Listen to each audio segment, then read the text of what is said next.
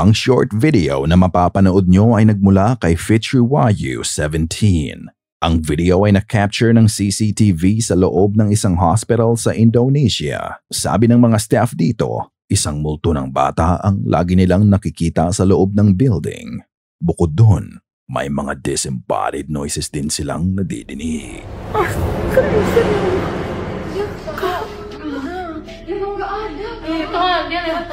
Astagfirullah. Astagfirullahaladzim. Astagfirullah. Astagfirullah. Anak ketik itu doa apa, Rula? Isang bata ang nakatayo sa ilalim ng kama ng isa sa mga pasyente. Wala kang mapapansin na kahit anong features nito. It's just a pure black stationary shadow. Although ang figura ay malinaw na nakikita sa video, hindi naman ito nakikita ng mga tao na nasa loob ng ward.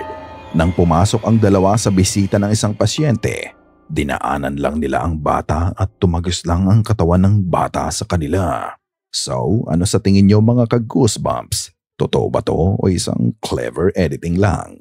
Kayo na ang bahalang humusga.